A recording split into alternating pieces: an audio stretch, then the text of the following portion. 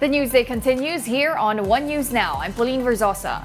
Public attention remains focused on the attempted assassination of former U.S. President Donald Trump. Questions are swirling over the gunman's motives as more is unveiled over his actions leading up to the shooting. Here's the report. Just hours before shots were fired at a campaign rally in Butler, Pennsylvania, we are now learning the 20-year-old gunman purchased 50 rounds of ammunition at a local gun store, according to a senior law enforcement official. The AR-style weapon used by Thomas Matthew Crooks now being traced back to his father. While the FBI is working to determine a motive behind the attack that left one man dead and two others critically wounded, former classmates of Crooks describe him as quiet. He was just very, very bland. Didn't show no facial expressions. Just very to himself. A search of the shooter's vehicle revealed possible explosives in the trunk. Witnesses to the shooting say they saw Crooks before shots were fired. He's on top of the roof. And tried to alert law enforcement. My wife ran up to law enforcement, was trying to tell them, where he was, but they couldn't seem to see him because they weren't in the right spot to see him on the roof. We are also learning Secret Service did not sweep the building where the gunman was perched. A source familiar with the investigation saying a local counter-sniper team was responsible for the building. However, the Pennsylvania State Police deny that responsibility. When I say that something like this cannot happen, we are speaking of a failure. This morning, U.S. Secret Service Director Kimberly Cheadle released her first statement since the shooting, confirming they will cooperate with an independent review of the incident. In New York, I'm Lee Waldman reporting. John Jose, founder of American Tomorrow Project, weighs in on the impact of the apparent assassination attempt against Donald Trump on the upcoming U.S. elections. Here's an excerpt from his interview on The Big Story. How have you been coping with the incident? No, I was not in the rally in Pennsylvania. I was traveling from Washington, D.C. to here in Milwaukee, Wisconsin, looking forward here for the upcoming RNC convention. And coping with this news has been a shock to all of us.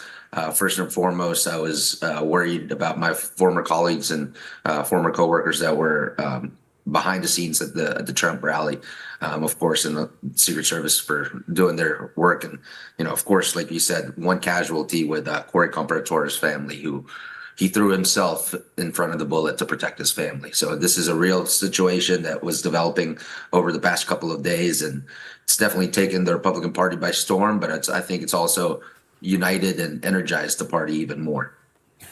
Jenna, I caught your guesting earlier at our sister show, StoryCon. So by now, I already know that you are a staunch Republican. And obviously, you're going to the RNC. They're expecting about 50,000 people. This is a big event, 4 days. It is also going to be indoor as opposed to outdoors. I just wanted to get your thoughts on how Republicans there think this is going to impact the campaign overall. Yeah, to be honest, I think this is going to bring a time of unity to the party in the sense of this. If you look back in the history from 2016 to 2024 in terms of the Republican conventions, in 2016, we've had an open kind of somewhat convention. President Trump at that point was trying to convince the rest of the Republican Party that he was the right nominee and became the nominee in 2016. And then, of course, in 2020, because of COVID, we didn't have an in-person convention. So now looking forward with this upcoming 2024 convention, the Republican Party now is more united than ever in terms of backing President Trump, now waiting for his VP announcement and who's going to tap to be the next VP candidate. And, from then on, it's the job of those candidates and the Republican Party to take the message out to the American people and find a way to earn their votes for this upcoming election in November. We'll be back with more stories after this break. Keep it here on One News.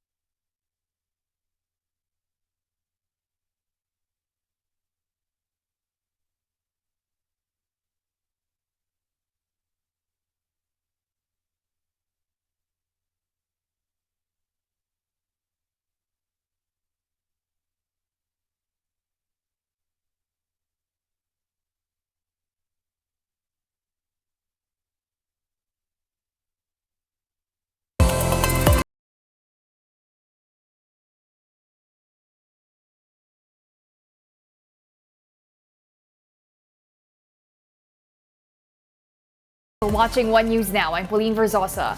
Let's now take a quick look at today's other headlines. Representative Franz Castro and 12 others are facing 6 years in prison for endangering indigenous Lumad children. According to the Philippine Star, a Tagum court found them guilty of violating the Special Protection of Children Against Abuse, Exploitation, and Discrimination Act. In 2018, Castro and others transported 14 Lumad children from their school in Davao del Norte amid the reported militarization of the school and aerial bombings. And in business world, money sent home by OFWs rose by 3.6% in May, its fastest pace in 5 months. The Bangko Sentral ng Pilipinas says the figure grew to $2.58 billion in May from $2.49 billion in the same month a year ago. According to the central bank, the expansion in cash remittances was due to growth in receipts from both land and sea-based workers. ACT Teachers Party List Representative Franz Castro and former Bayan Muna Representative Satur Ocampo were found guilty of endangering minors in 2018. The Tagum City Regional Trial Court Branch 2 ruling stated that Castro and Ocampo endangered the lives of 14 students when they took them to a dark and unsecured road. The two previously insisted that they are rescuing students and teachers from a paramilitary group in Talaingod, Davao del Norte. Castro got emotional over the court's decision.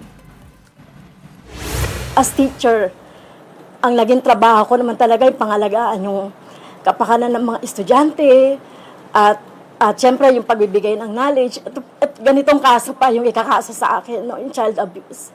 Kaya parang masama yung loob ko sa ganitong desisyon ng judge.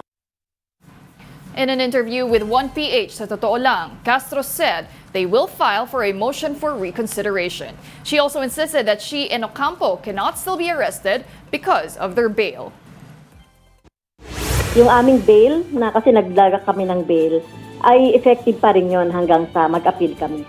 Hanggang sa matapos ang kaso. Yes. So, yung ganon. At syempre, yung conviction sa amin ay hindi yan magpo-prosper hanggat kami ay naka-appeal at dinidinig pa rin ang kaso hanggang sa Supreme Court. Heads up to Meralco customers, expect a higher electricity bill this month. Meralco will charge an additional 2 pesos per kilowatt hour. Because of this, the overall electricity rate is now at 11 pesos. A household's electricity bill might have an increase from 430 pesos to 1,075 pesos depending on their consumption. Meralco said this is caused by the generation charge hike, while the price of wholesale electricity spot market went back to normal. Meralco and One News under Signal are part of the MVP group of companies. Many people are inspired to explore the beautiful islands of the Philippines, and one of them is a Japanese artist who walked around Panay Island on foot. Mobile Journal Denise Valdesancho has the story.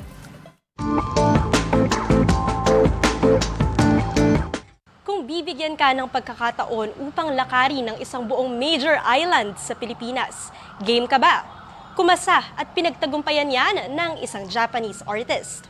650 kilometers sa loob ng 36 days. Yan ang haba ng nilakad ng 31-year-old Japanese artist and explorer na si Tapei Noguchi. At ang napili niyang tahakin ang Panay Island. One of the artists in Manila, she recommended me. Maybe at first is Panay is good. I want to make that encounter with people, encounter to environment, encounter to weather. It means that I encounter to my inside, my heart, my feeling, my spirit. Sinimulan at tinapos ni Tapei ang kanyang journey sa Rojas City. Dahil dito, mas natutunan daw ni Tapei ang buhay ng pagiging Pinoy sa nakalipas na 36 days. Kapansin-pansin din ang hila-hila niyang gulong. Hindi lang daw ito basta-bastang decoration, but a tool to start conversations. From my experience, I understand putting a tire makes me many kind of happening. It's interesting. All of Filipino people are super accepting me, but great hospitality they have. Kung pagiging hospitable lang ang usapan, likas sa ating mga Pinoy yan. patunay ang pagtanggap sa kanya ng marami sa kani-kanilang lugar. Just I feel tired. I asked the barangay gym or barangay hall. Night time is not dangerous, I realized, because I did not encounter the aswang. Also, many dogs are kind of friendly. Many Filipino people advise me drunk people is dangerous. But yeah, almost of them super invite me and drink together on the street. Sa ngayon, balik Japan na si Tapey. Pero nais niyang bumalik sa Pinas sa susunod na taon. Dala naman ang kanyang art. In Panay, I want to make the octopus project. Okay. And also, maybe I will go to other Bisaya Island, make the Puring Taya project. Ang gandang taglay ng Pilipinas ay gandang talaga namang binabalik-balikan. Kaya kung nais mo munang maglibot, piliin muna ang Pilipinas. Mobile Journal Denise Valdesancho po, hatid ang mukha ng balita. This year's edition of the Toyota Gazoo Racing Philippine Cup kicks off with new racing formats. Here's the report. The country's premier race series is back for its 10th iteration this year. The first leg of the Toyota Gazoo Racing Philippine Cup kicked off at the Clark International Speedway over the weekend. This year's race featured new formats, the sprint and endurance races. The first one was 12-lap and 30-minute format, while the other was a 1.5-hour circuit. The lineup for circuit racers included Ref Bangsil and Lexi Menjola. So there was a lot of skill training that we had to do just to be able to get here and of course drive safe, be safe to your other drivers, and at the same time be aggressive enough to be able to win. It's been a big jump from, autocross all the way to circuit racing, so it was quite the experience, but I'm having the time of my life. I've never felt more alive, to be honest, and I think I found my passion. Toyota Motor Philippines President Masando Hashimoto also graced the event. Aside from the races, the TGR also featured driving exhibitions and a sim-reaching experience booth. The winner for the novice class of the Sprint Race 1 was Jamel Lacuna. Bong Garnes for the promotional class, Giro Garbes for the sporting class, and Red Diwa for super sporting. For the Sprint Race 2, Russell Reyes was named winner of the novice class. Julia de Los Angeles for the promotional class, J. Lau for the sporting, and Russell Cabrera for super sporting class. Russell Reyes was also the winner of the novice class of the endurance race. Other winners included Julia de Los Angeles for the promotional class, Denzel Whitan for sporting, and Inigo Anton for the super sporting class.